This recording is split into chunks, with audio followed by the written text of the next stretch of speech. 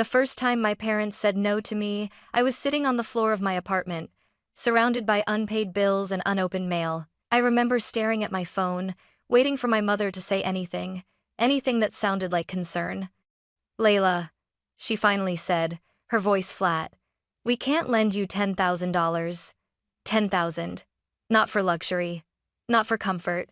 Just to keep my life from collapsing." I thanked them anyway. I always did. Years passed. I rebuilt everything on my own, slowly, painfully, quietly. I thought that chapter was over. I thought I was finally free. Then my phone rang again. Same number. Same voices. This time, my father didn't hesitate. "We need $500,000, he said, "for your brother's wedding." I actually laughed, because I thought it had to be a joke. It wasn't. When I said no, the silence on the line felt heavier than all the years they'd ignored me. And that's when I realized this was never just about money. I used to believe that if you worked hard enough, asked politely enough, and proved you were responsible, family would meet you halfway. I believed that because I had to. Letting go of that idea would have meant admitting something far more painful. Back then, my life was unraveling in quiet, humiliating ways. Not the kind of collapse people notice, no dramatic headlines, no sudden disasters. Just invoices piling up, contracts ending without renewal, and that constant tightness in my chest every time my phone buzzed. I was running my own small consulting business, and one bad quarter had turned into 3. Clients vanished. Expenses didn't. I did what everyone says you should do. I cut costs. I downsized my apartment. I sold furniture I loved and pretended I didn't care. I stopped going out, stopped replacing things when they broke, stopped sleeping through the night. Still, it wasn't enough. That's when the numbers started haunting me. $10,000. With it, I could catch up on rent, stabilize my cash flow, and buy myself time. Without it, I was going to lose everything I'd spent years building. I stared at that number like it was a cliff edge. Calling my parents was the last thing I wanted to do. I hadn't asked them for anything since college. I was the independent one, the daughter who figured things out, who didn't need help, who always reassured them, "I'm fine, really," even when I wasn't. But desperation has a way of stripping pride bare. I drove to their house on a gray afternoon, rehearsing my words the entire way. I told myself I wouldn't sound emotional. I wouldn't accuse. I would be practical. This would be a loan. I'd bring paperwork. I'd make it easy for them to say yes. We sat at the kitchen table. Same table where I'd done homework as a kid. Same faint smell of coffee and cleaning spray. My father sat across from me, arms folded. My mother stirred her tea over and over, even after the sugar was gone. "I just need a short-term loan," I said. My voice sounded steadier than I felt. 10,000. I'll pay interest. I'll put it in writing." My father didn't ask for details. He didn't ask how bad things were or how long I'd been struggling. He just leaned back and shook his head once. "That's not something we're comfortable with," he said. I waited. For a follow-up. A question. Anything. My mother finally spoke, eyes still on her cup. "You chose a risky path, Layla. We can't step in every time things get hard." I remember nodding like that made sense. Like I hadn't spent years being careful. Like this wasn't an emergency. "I understand," I said. The words tasted bitter. "I just thought since it's temporary." "We have other priorities," my father cut in. "We need to think about your brother's future." There it was. Ryan. Always just out of frame. Always the unspoken reason. I didn't argue. I didn't cry. I didn't remind them of how often I'd helped him, covered for him, encouraged him when no one else would. I just smiled, thanked them for their time, and left. I sat in my car afterward, hands shaking on the steering wheel, staring at the house like it might say something if I waited long enough. It didn't. That night, alone in my apartment, I realized something had shifted. It wasn't just that they'd refused me money. They'd refused to see me as someone worth risking anything for. And that realization stayed with me quiet, heavy, and unresolved for years. After that day, something inside me shut down, not loudly, not dramatically, but with a quiet finality that scared me more than anger ever could. I didn't call my parents to argue. I didn't send long messages explaining myself. I simply disappeared from their emotional orbit. If they wouldn't step in when I was drowning, then I would learn how to swim alone. The months that followed were brutal. I took on every project I could find, no matter how small or exhausting. I worked late into the night, answering emails at 2 in the morning, convincing myself that sleep was a luxury I couldn't afford. I negotiated payment plans with landlords, stretched groceries into days, and learned to live with constant anxiety humming under my skin. Some nights, I sat on the edge of my bed, staring at the wall, wondering how close I was to losing everything. Other nights, I forced myself to plan spreadsheets, projections, backup plans, because planning made me feel like I still had control.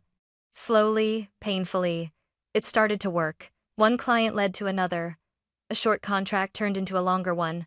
My bank balance stopped dropping and started inching upward. I wasn't thriving, but I was surviving. And with each small win, something else grew alongside my finances. Distance. My parents never checked in. No. How are you holding up? No. Do you need anything? No acknowledgement that I'd ever been on the brink. But Ryan, my younger brother, was everywhere in their lives. I heard about him through secondhand comments and casual mentions. Ryan had quit another job. Ryan was exploring opportunities. Ryan needed help with rent again. Ryan wanted to travel to clear his head. And my parents paid. Every time. When Ryan struggled, it was framed as potential. When I struggled, it was framed as poor decision-making. I told myself not to be bitter. I told myself I was imagining the imbalance. But deep down, I knew better. I'd always known. By the time I was stable again, truly stable, I had changed. I'd learned how to rely on myself, how to say no to unpaid labor, how to protect my time and energy. I stopped explaining my choices to people who had already made up their minds about me. I assumed my parents and I would continue in that quiet, distant way. Polite calls on holidays, short conversations, no expectations. Then the engagement announcement came. Ryan was getting married. My mother called, her voice suddenly bright, animated in a way I hadn't heard in years. She talked about venues, guest lists, flowers, colors. She sounded proud, excited. I listened, nodding to an empty room. They want to do something really special, she said. Madison's family has certain standards. That word made my stomach tighten. Standards. A few weeks later, my father called. Not to ask how I was. Not to congratulate me on my recent success. Not even to reconnect. Layla, he said, skipping any greeting. We need to discuss your contribution to the wedding. I remember leaning back in my chair, already uneasy. My contribution? Yes, he said matter-of-factly. $500,000. I thought I'd misheard him. I'm sorry, how much? 500, he repeated. It's important we present ourselves properly. Ryan can't fall short compared to Madison's family. I felt something cold spread through my chest. You refused to lend me 10,000, I said slowly. When I was desperate. That was different. My mother snapped from the background. Different. Because I was the wrong child. Because my crisis wasn't worth the risk. Because my survival had never been the priority. I won't do it, I said, my voice calm in a way that surprised even me. I'm not paying for this. The silence that followed was thick, loaded. My father spoke last. If you don't support your brother, he said, then don't expect to be treated like family. The call ended. I stared at my phone, hands steady, heart racing. For the first time, I didn't feel crushed. I felt clear. Because now I understood. The distance I'd built wasn't something to fix. It was something that had saved me. I thought saying no would end it. I was wrong. The pressure didn't come all at once. It seeped in from every direction, subtle at first, almost polite. My aunt left a voicemail that started with concern and ended with disappointment. A cousin sent a long text about family unity and how weddings were once-in-a-lifetime moments. Even an old family friend messaged me on social media, reminding me how much my parents had sacrificed for us growing up. No one asked how I felt. No one mentioned the $10,000. No one acknowledged the years I'd spent rebuilding my life without help. The message was always the same, just dressed up differently. Be the bigger person. Ryan reached out last. Layla, he wrote. I didn't expect this from you. I stared at the screen for a long time before replying. What did you expect? That's when he called. His voice was tight, wounded. Do you know how this makes me look? Madison's family is covering so much already. Mom and Dad are under pressure. So am I said quietly. This isn't about you, he snapped. This is my wedding. I closed my eyes. When I asked for $10,000 to keep my life from collapsing, that wasn't about me either. It was about survival. He went silent. Then he sighed. Like I was the problem. You've always been dramatic. That word dramatic landed harder than I expected. It was the same word my parents used whenever I expressed discomfort, whenever I pushed back, whenever I didn't quietly absorb disappointment. I'm not dramatic, I said. I'm setting a boundary.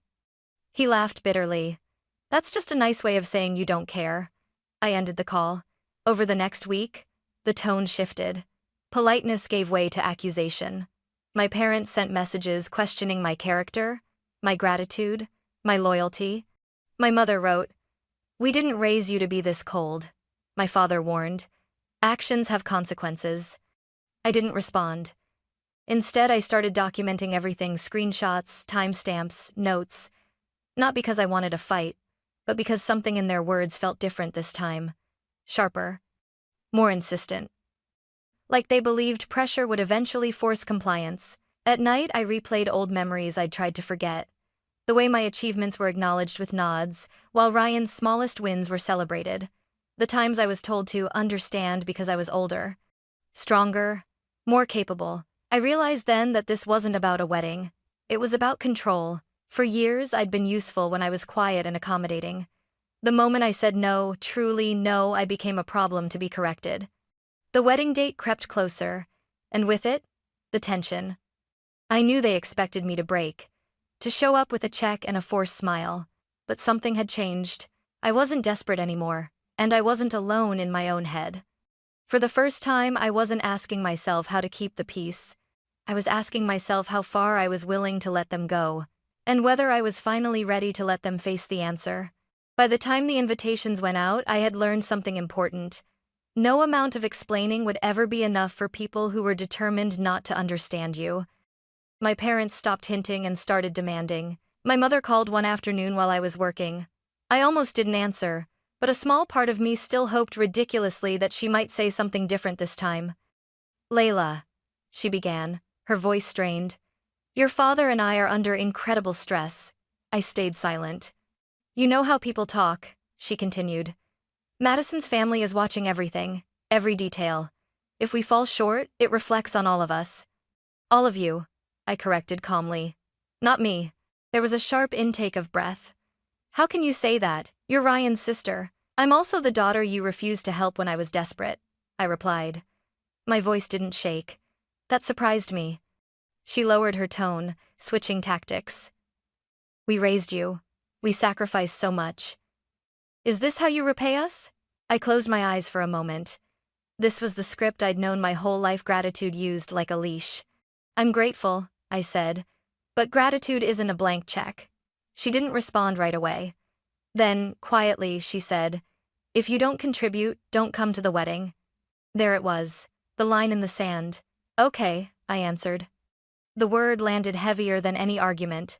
That night, my father sent a message that was colder than anything he'd said before. "You're making a choice you can't undo." I read it once, then placed my phone face down on the table. For the first time, I didn't feel the urge to defend myself. I didn't draft responses in my head. I didn't rehearse conversations that would never happen. Instead, I felt a strange sense of relief. I realized that all my life, I'd been trying to earn a place that should have been mine by default. I'd softened my words, minimized my needs, and swallowed resentment just to stay connected. But connection built on fear wasn't connection at all. It was compliance. And I was done complying. I didn't know yet how far my parents would go. I didn't know what lines they were willing to cross. But I knew one thing with absolute clarity. If I kept explaining myself, they would keep believing I owed them something. So I stopped. And in that silence, I finally heard my own voice, steady, clear, and no longer asking for permission. I didn't plan on going to the wedding. For weeks, I told myself there was no reason to put my body in a room my spirit had already left. But the closer the date came, the more I felt a strange pull, not obligation, not hope, but the need for closure. I didn't want my absence to become another story they could twist. I wanted to stand there, see the truth clearly, and walk away on my own terms. So, I went. The venue looked like something out of a magazine. Tall glass walls, white flowers everywhere, soft music floating through the air. It was beautiful in the way expensive things often are: polished, impressive, and emotionally distant. I arrived alone. No one greeted me. No one showed me to my seat. I found my name on a small card at a table near the back, far from my parents, far from Ryan. The message was clear without a single word being spoken. During the ceremony, I watched my brother smile like he'd never known disappointment. Ryan looked confident, adored, completely certain the world would always catch him when he fell. My parents sat in the front row, my mother dabbing her eyes, my father standing tall with pride. I felt invisible. At the reception, people whispered. I caught fragments as I walked past. That's her. The sister. Did you hear she refused to help? I kept my head up. I reminded myself to breathe. Then my father stood up. He took the microphone with the ease of someone who believed he was entitled to every room he entered. The music faded. Conversations stopped. Glasses were set down. I want to thank everyone who helped make today possible, he began, smiling broadly. Family is everything. My stomach tightened. He paused, scanning the room slowly, deliberately until his eyes landed on me. It's unfortunate, he continued, his tone shifting just enough, that not everyone understands what family responsibility means. A murmur rippled through the crowd. Some people, he said, forget their roots when they become successful. They turn their backs when they're needed most. Every eye turned toward me. My heart pounded so loudly I was sure people could hear it. I felt heat rush to my face, not from shame but from something sharper, deeper. Years of swallowed words pressed against my chest, demanding air. I stood. My chair scraped loudly against the floor. The sound cut through the room like a blade. I didn't forget my roots, I said, my voice steady, clear, louder than I expected. I remember them very well. My father froze. I remember asking for $10,000 when my life was falling apart, I continued. Not for comfort, not for luxury, just to survive. The room was completely silent now. I remember being told no. I remember being told I was a risk. And I remember rebuilding my life alone. My mother's face went pale. So don't stand here, I said, meeting my father's eyes, and rewrite history because I refuse to be used. Ryan stared at the floor. I'm not selfish, I finished.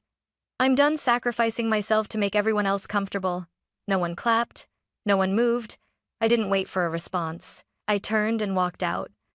Each step felt surreal, like my body was moving before my mind could catch up. The cool night air hit my face as I stepped outside, and for the first time that day, I could breathe. My hands were shaking. My chest hurt. But beneath it all, there was something else, something unfamiliar. Relief, because in that moment, in front of everyone who had judged me in silence, I had finally told the truth out loud, and there was no going back. I thought walking out of the wedding would be the end of it. I was wrong again. 2 days later, my office receptionist buzzed my phone. Layla, your parents are here. I felt my stomach drop. They didn't have an appointment, she added quietly. They said it's urgent. I stood up slowly. Please ask them to leave. Before she could respond, I heard my father's voice echo down the hallway low, controlled, and unmistakably angry. So this is how you live now, he said as he stepped into my office without permission. My mother followed, her lips pressed tight, eyes sharp instead of tearful this time. There was no apology, no embarrassment about the scene at the wedding, only resentment. You humiliated us, my father said, in front of everyone. I stayed behind my desk, keeping distance between us. You humiliated yourselves. My mother's voice trembled not with sadness, but with fury. Do you have any idea what people are saying about us? I almost laughed. What about what people said about me? I asked. For years. My father leaned forward slightly, lowering his voice. You've crossed a line, Layla. You don't get to turn your back on your family and walk away clean. Something in his tone made my skin prickle. It wasn't grief. It wasn't disappointment. It was pressure. Please leave, I said calmly. If you don't, I'll call security. My mother scoffed. You wouldn't. I pressed the button under my desk. When security arrived and escorted them out, my father looked back at me, eyes hard. This isn't over, he said. The door closed behind them. I sat there for a long time, staring at nothing, my heart racing not with fear, but with certainty. That was the moment I understood something critical. This was no longer a family conflict. It was a boundary being tested, and I was done letting anyone cross it. I didn't sleep much after that. Not because I regretted what I'd done, but because my instincts were finally awake. Every text message made my shoulders tense. Every unknown number felt heavier than it should have. I realized how used I was to brushing things off, telling myself they don't really mean it, they're just emotional, it will blow over. This time, I refused to gamble with my safety or my livelihood. So I did something I'd never done before. I treated the situation the way it actually was, not the way I wished it would be. I called a lawyer. Saying the words out loud, I need advice about harassment from my parents, felt surreal. Part of me still wanted to minimize it, to make excuses for them. But as I read through the messages, listened to the voicemails again, and described the office incident, my voice grew steadier. These aren't misunderstandings, the lawyer said calmly. They're attempts to intimidate. That sentence settled something in my chest. With her guidance, I started documenting everything properly. Dates, times, exact wording, witnesses. I learned how patterns mattered more than single moments, how repetition turned pressure into something legally recognizable. A formal letter went out a few days later, clear, professional, unemotional. It stated that any further contact outside of written communication through legal counsel would be considered harassment. It demanded distance. It set consequences. When my parents received it, my phone stayed silent. No calls, no messages, no dramatic last words. Just silence. And for the first time in months, the quiet didn't feel threatening, it felt protective. I didn't celebrate. I didn't feel triumphant. What I felt was something much deeper and harder earned. Control. Not over them, but over my own life. I understood then that boundaries only work when they're enforced, and love that requires self-destruction isn't love at all. I had taken the conflict out of the family system, where emotions ruled, and placed it in reality, where rules existed. And in that shift, I finally felt safe enough to breathe. People like to say that walking away is the easy choice. It isn't. Walking away means letting go of the version of your parents you kept hoping they would become. It means accepting that love, when tied to conditions and threats, isn't something you can fix by trying harder. After the letter went out, weeks passed, then months. No apologies came, no attempts at reconciliation. And in that silence, something unexpected happened. I stopped waiting. I focused on my work. I rebuilt my routines. I surrounded myself with people who didn't flinch when I said no, who didn't treat my boundaries like a personal attack. I slept better. I laughed more. I stopped replaying old conversations in my head, wondering what I should have said differently. For the first time, my life felt calm, not because everything was perfect, but because nothing was constantly threatening to collapse. I still think about my parents sometimes, about Ryan, about the wedding I walked out of and the family I stepped away from. But the memories no longer come with panic or guilt. They come with clarity. I didn't abandon my family. I stopped abandoning myself. Saying no didn't make me heartless. Protecting myself didn't make me cruel. Choosing peace didn't make me selfish. It made me whole. And if there's one thing I know now, it's this. Love that demands your silence, your money, or your fear isn't love. It's control. I chose freedom instead.